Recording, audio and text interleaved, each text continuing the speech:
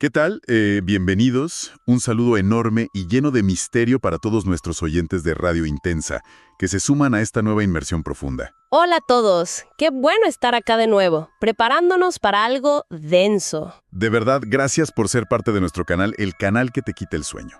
Hoy les traemos algo que, les aseguro, los va a dejar mirando las sombras de sus propias casas. Totalmente. ¿Cómo andamos por ahí del otro lado del micrófono? Yo ya tengo todo listo para meter la cabeza de lleno en uno de los rincones más oscuros y, diría yo, más nefastos de la cultura pop. Todo listo por acá. Y la verdad, ya arranco con los pelos de punta. Me imagino. Porque hoy no vamos a hablar de un simple juguete ni de un caso de éxito empresarial. Hoy vamos a desenterrar secretos que llevan décadas, literalmente décadas, escondidos a plena vista. Es que sí, la misión de hoy es pesada. Lo que tenemos preparado para quienes nos acompañan hoy es un viaje directo al abismo. Es un nivel de turbiedad que supera cualquier película de terror que se puedan imaginar. Exacto. Revisando archivos históricos clasificados, cruzando datos de investigaciones filtradas y leyendo decenas de artículos de especialistas, nuestro objetivo es destapar la verdad oculta, la verdad diabólica y aterradora que se esconde detrás de la muñeca más famosa del mundo. El ícono rosa. Sí. Quienes están escuchando seguramente ya adivinaron. Estamos hablando de Barbie. Y les prometo a todos los oyentes que, después de desmenuzar este análisis, nunca más van a ver a ese pedazo de plástico inofensivo de la misma manera. Imposible verlo igual. Así que arranquemos. Viajemos en el tiempo a la década de 1950. Estados Unidos, plena posguerra. El famoso sueño americano. Claro, ese sueño que te vendían en paquetes envueltos en celofán. En este escenario tenemos a Ruth Handler, la cofundadora de Mattel, y a su esposo Elliot. En la historia oficial siempre nos dijo que Ruth veía a su hija Bárbara jugando con muñequitas de papel. Sí, la clásica epifanía maternal. Tal cual.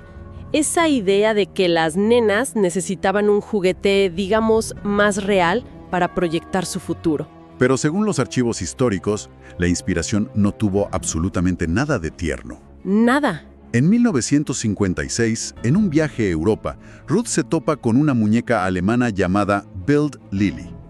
Y acá es donde el cuento de hadas se tuerce de una manera bastante macabra. Lo fascinante y a la vez repulsivo acá es entender el contexto. Hay que desarmar exactamente qué era esa muñeca, la Bild Lily. Porque no era para nenas. No, no era un chiche para chicos, en absoluto. Era una figura sumamente provocativa basada en un cómic para adultos que se publicaba en un diario alemán. Un delirio. Básicamente estábamos ante una sex doll primitiva. Estaba diseñada específicamente como un artículo de broma, un regalo de gag o de fantasía para hombres solitarios. ¡Qué turbio! Tenía curvas exageradísimas, una mirada de reojo súper seductora, maquillaje pesado. Era el epítome literal de la fantasía sexual masculina de esa época. Claro. Y esto ya de entrada nos plantea una pregunta importantísima a nivel psicológico y moral. O sea, ¿qué clase de mente toma una fantasía erótica para adultos, diseñada para el morbo masculino, y decide que es una excelente idea empaquetarla, ponerle un moño rosa y vendérsela a las niñas? Claro. Frenemos un segundo acá porque esto es clave. Uno podría ser de abogado del diablo y decir, bueno, quizás fue solo una movida de negocios astuta. Vio un diseño que le gustó y lo adaptó. Podría ser. Pero cuando uno lee los análisis psicológicos en los artículos de los especialistas, la disonancia es brutal.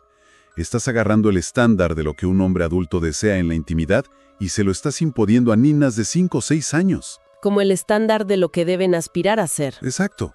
Es un delirio total si uno lo piensa en frío. Es un delirio absoluto. Y es una imposición que va a tener consecuencias devastadoras más adelante. Ni hablar. Pero siguiendo con la línea de tiempo, Ruth compró varias de estas muñecas Lily y se las llevó a Estados Unidos.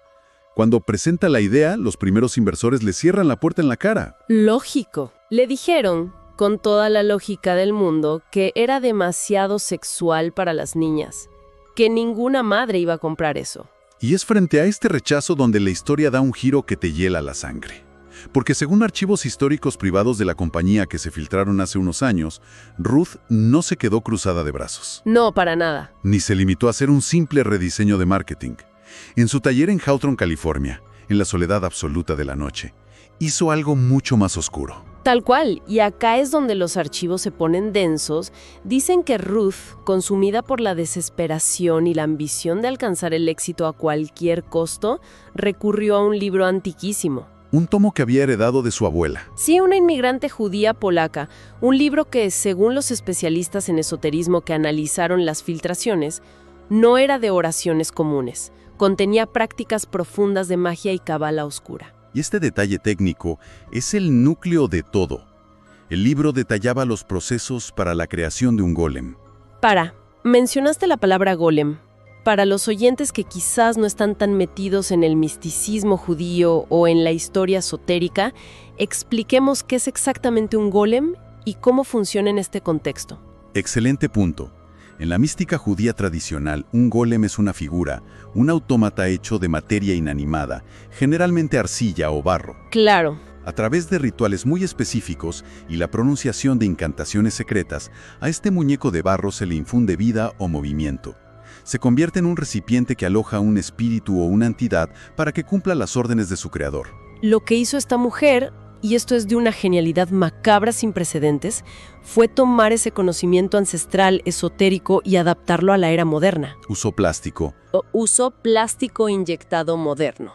Estaba creando un recipiente perfecto, un golem industrializado listo para recibir un alma. Uf. La trampa, acá, el detalle aterrador, es que el plástico, a diferencia del barro que termina deshaciéndose con el tiempo, es prácticamente eterno. Un golem de plástico no muere nunca. ¡Qué locura! Y los registros filtrados describen con lujo de detalles esa noche de 1958, la noche en la que se selló este pacto en el sótano de Hathorne. Describen cómo el aire se volvió pesado. Sí, y cómo olía plástico derretido y ozono. Ruth trazó un círculo en el piso, pero no usó sal común. Usó sal rosada. Irónicamente, el color que después sería el emblema indiscutido de la marca. Y dentro de ese círculo, a la luz de las velas, empezó a recitar incantaciones guturales en yiddish antiguo. Estaba pidiendo éxito eterno. Éxito eterno, belleza inmortal para su creación y lo más perturbador de todo, influencia absoluta sobre las mentes jóvenes y moldeables. Pero como bien sabemos los que investigamos estos temas, en este tipo de pactos con entidades oscuras, nada es gratis. Olvídate. El peaje siempre es altísimo. Exactamente. El sacrificio, a cambio de ese imperio de plástico, ofreció su propio linaje. Poco después de esa noche, su hija Bárbara, la nena real que le dio el nombre a la muñeca, empezó a sufrir pesadillas horribles. Terrores nocturnos donde gritaba que unos ojos azules, fríos, muertos y de plástico, la vigilaban desde la oscuridad de su placar. Te pone la piel de gallina. Y adivinen qué pasó meses después. En 1959, la muñeca debuta en la Feria del Juguete de Nueva York. Y contra todo pronóstico lógico de los inversores, vende 350,000 unidades en su primer año. ¡Rompe el mercado! Frente a esto, uno se pregunta, ¿fue una simple genialidad de marketing que conectó con la época? ¿O estamos ante la confirmación absoluta de una maldición? Es que si empezamos a raspar la pintura de este éxito, nos encontramos con un reguero de dolor. Si conectamos este inicio con el panorama a largo plazo, vemos que las consecuencias de este pacto tienen múltiples capas. Por un lado, está el costo físico y psicológico que ya todos conocemos. Esa figura anatómicamente imposible, esa cintura de avispa que, si fuera real, no dejaría espacio para los órganos internos. Hay cientos de estudios psicológicos que documentan cómo este estándar inalcanzable destrozó la psique y autoestima de generaciones enteras de niñas, fomentando trastornos alimenticios severos. Es como si la muñeca se alimentara de la inseguridad de quienes juegan con ella. Pero, por más terrible que sea eso, es solo la punta del iceberg. Tal cual. Si miramos lo que pasaba detrás de escena en las fábricas de producción, entramos en un terreno directamente paranormal. Totalmente. Y acá es donde la historia se vuelve más física, más palpable. Tenemos testimonios documentados de ex empleados, laburantes de plantas de ensamblaje en China e Indonesia, que reportan sucesos macabros en plena línea de producción. Gente que cuenta cómo las muñecas de repente parpadeaban solas. Cabezas de plástico que giraban unos milímetros, siguiendo con la mirada a los supervisores cuando supuestamente nadie las estaba tocando. Imagínense a los oyentes estar laborando a las 3 de la mañana en una fábrica gigantesca en silencio y que cientos de ojos pintados te claven la mirada al mismo tiempo. Un espanto. Y eso nos lleva al horror de 1997. Hubo un incendio sumamente misterioso en una fábrica en Guangdong, China. Las investigaciones posteriores detallaron cosas espantosas. Los sobrevivientes juraron, y esto quedó asentado en los reportes de los especialistas que entrevistaron a los obreros, que mientras el fuego arrasaba el lugar y las líneas de ensamblaje se derretían, escuchaban a las Barbies gritar. ¡Qué fuerte! Pero no era el sonido del aire escapando del plástico quemándose por una cuestión de física térmica, no. Gritaban como almas en pena, emitían un sonido humano, agudo y completamente desgarrador. Ahora, para dejarlo claro a los oyentes y ser completamente neutrales con la información de nuestras fuentes, los archivos históricos plantean esto como un debate abierto. Sí, por supuesto. Algunos investigadores y sociólogos apuntan a que esto es pura negligencia corporativa, la cara más cruel de la explotación extrema en las cadenas de suministro globales. Y aclaramos que nosotros no tomamos ninguna postura política, ni de un lado ni del otro sobre esto. Solo reportamos lo que dicen los textos. Exacto. Imparcialidad total. Pero por otro lado, los investigadores que estudian lo oculto plantean algo muchísimo más turbio. Claro, el debate que surge ahí es escalofriante, porque esas fábricas operaban bajo condiciones infernales.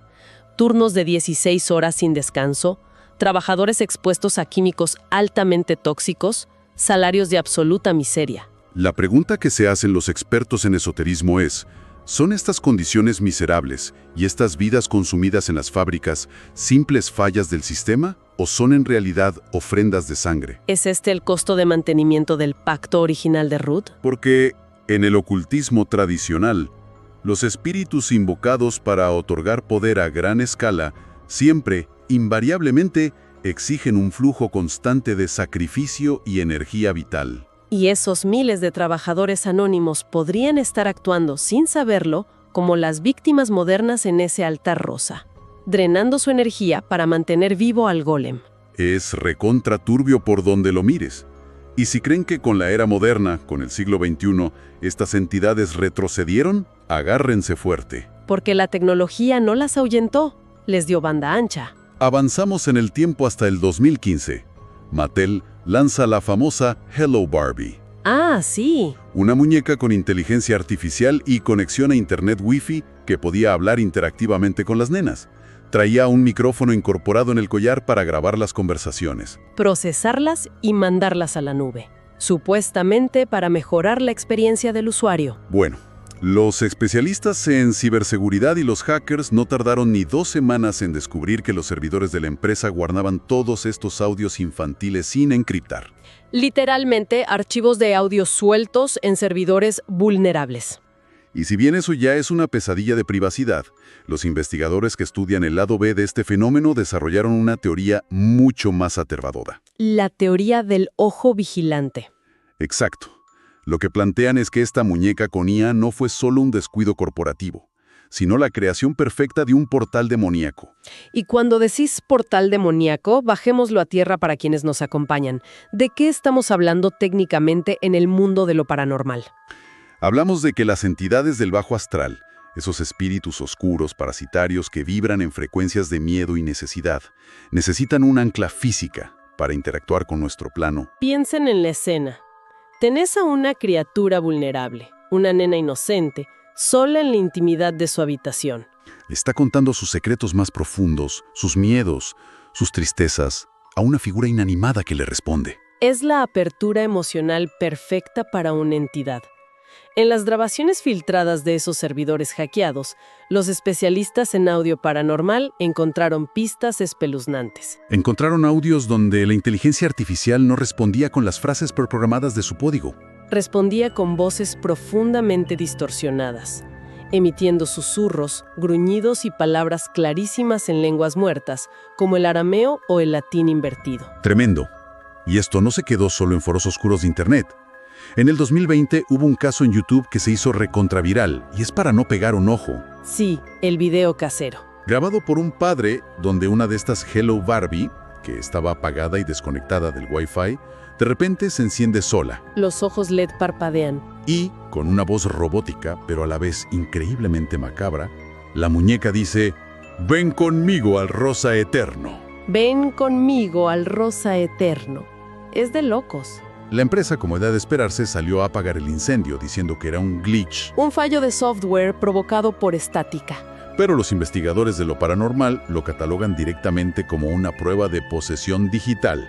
La tecnología actual convertida en una tabla Ouija plástica. El vehículo perfecto para que estas entidades entren a nuestras casas con la excusa del Wi-Fi. Y no es casualidad, porque el mal siempre se adapta a las herramientas de la época. Para entender cómo esta entidad se camufla, hay que mirar la simbología oculta que rodea a la marca desde sus inicios. Hay un capítulo muy oscuro sobre la supuesta diversidad que intentaron vender. En los años 60 y 70, la muñeca era el estándar ario inamovible. Cuando introducen versiones supuestamente inclusivas, el mundo aplaudió. Pero los rumores en los círculos de coleccionistas de élite y los archivos filtrados muestran prototipos descartados que son verdaderamente tétricos. Hablamos de figuras de plástico moldeadas con ojos rojos brillantes. O con pequeñas protuberancias, cuernos sutiles escondidos debajo del cuero cabelludo sintético. Incluso, y esto está muy bien documentado en los archivos, existió una línea planificada para 1980 que fue cancelada a último momento. Internamente se la conocía como la Barbie diabólica. Y los accesorios incluían, atención a esto, un pequeño pentáculo rosado para colgarle del cuello. ¿Un pentáculo rosado para que jueguen las nenas? Es una tomada de pelo macabra. Ya acá entran las conexiones con sociedades secretas. Investigadores descubrieron que Elliot Handler, el marido de Ruth, estaba directamente vinculado a ramas altas de la masonería. Analizaron el packaging clásico, las cajas rosas con visor transparente, y encontraron símbolos ocultistas clarísimos camuflados en el arte gráfico. Disposiciones específicas de estrellas de 5 puntas, círculos concéntricos que en la magia ceremonial evocan rituales de protección y de invocación. Todo disfrazado bajo un diseño pop inofensivo. Pero más allá de los símbolos, el verdadero veneno, lo que destruye lentamente a la sociedad, es la ingeniería social. Exactamente. La ingeniería social detrás de este plástico es brillante y malévola. La muñeca fomenta una insatisfacción eterna. No te están vendiendo solo un juguete para pasar el rato. Te están vendiendo un culto dogmático al materialismo absoluto. Te venden la casa de ensueño que nunca vas a tener, el autoconvertible infinito, la necesidad del cambio constante de ropa, de profesiones, de identidad. Le enseñan a las mentes en formación, en su etapa más vulnerable, que la felicidad es inalcanzable a menos que sigas consumiendo, a menos que sigas comprando accesorios. Es un culto donde lo demoníaco se disfraza de alta costura. Y fíjense cómo esa oscuridad termina cobrándose deudas internas. La tragedia persiguió a la familia creadora. Kenneth, el hijo real de Ruth que inspiró al famoso muñeco Ken, murió de forma trágica y repentina en 1994 a causa de un tumor cerebral. Muchos en el ámbito del misterio se preguntan si esto no fue el cobro final de la maldición familiar. La factura del pacto en el sótano que llegó con intereses. Y si adelantamos el reloj hasta hace muy poco, en 2023, tuvimos el fenómeno mundial de la película protagonizada por Margot Robbie. Todos, la gran mayoría del público, fueron al cine pensando que iban a ver una comedia brillante, una sátira inteligente. Pero los especialistas en simbología esotérica que desmenuzaron la cinta cuadro por cuadro sugieren algo muchísimo más denso. No lo ven como una simple película. No, para nada. Estos especialistas la interpretan como una confesión velada a nivel subconsciente, un ritual de magia de masas. Analizaban la actuación de Robbie. Esos momentos donde sostiene miradas sin parpadear durante minutos, con una sonrisa plástica perfecta pero con ojos que transmiten un vacío aterrador. Los teóricos sugieren que, durante el rodaje, fue como si el propio espíritu de Ruth Handler, o la entidad detrás del golem, estuviera canalizándose. Poseyendo la pantalla grande para justificar su creación ante el mundo y reafirmar su dominio sobre la cultura pop. Es una lectura que te deja pensando un montón, porque el arte muchas veces funciona como una antena para canalizar energías que los propios creadores ni siquiera entienden. Y hablando de energías oscuras manifestándose de formas físicas, los archivos históricos nos tiran casos policiales que te congelan la sangre. Casos que muestran la influencia directa de esta entidad sobre los más chicos. Por ejemplo, el tristemente célebre caso Tachi. Ah, ese caso es durísimo. 1971, en Nueva Jersey, una nena desaparece de su casa sin dejar rastro.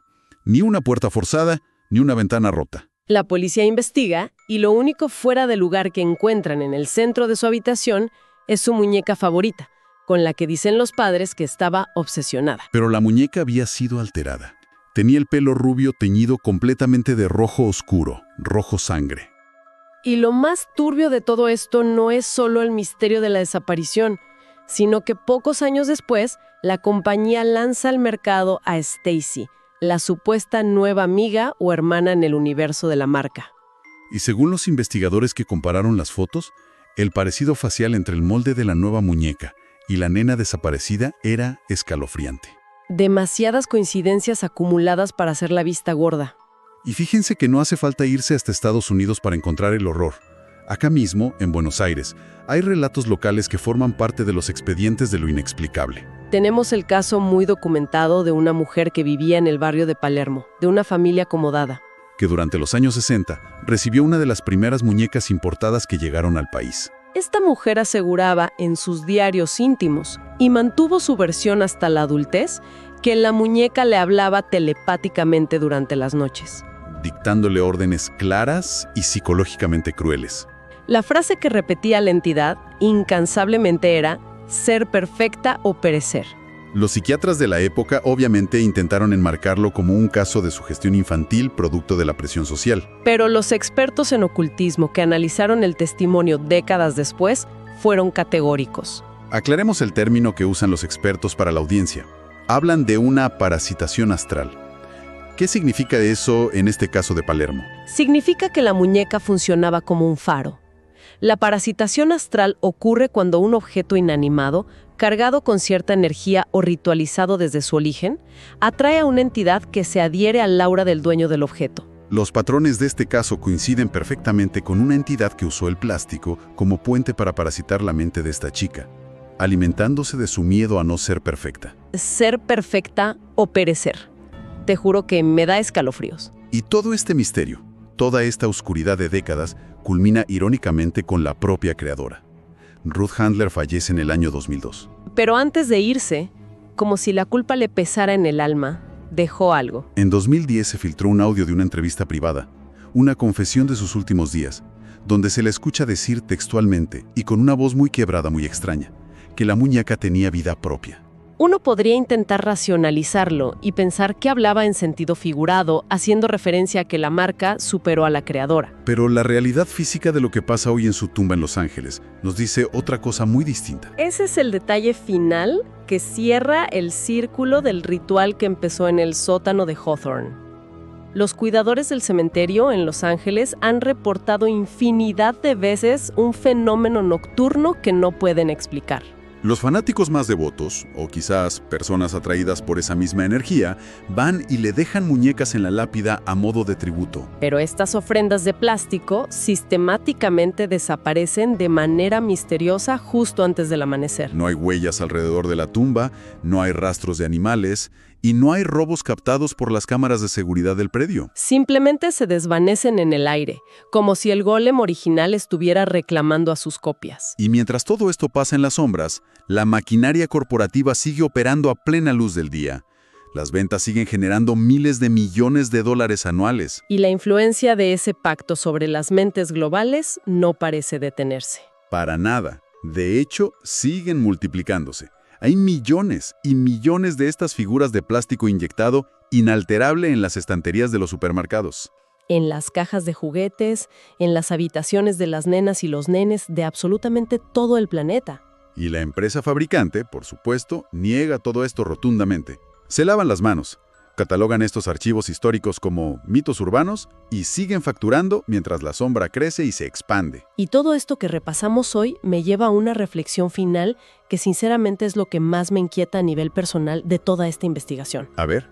Si juntamos todas las piezas del rompecabezas que analizamos, el ritual de Kabbalah oscura en el sótano, la inmortalidad del plástico que no se degrada, Las voces desgarradoras en las fábricas quemados. y la inteligencia artificial actuando como portal directo al bajo astral, Sí es cierto que hay miles de millones de estas muñecas en las habitaciones de todo el mundo, actuando como antenas receptoras. ¿Como pequeños gólems dormidos? Pacientes en las sombras de los armarios de cada familia.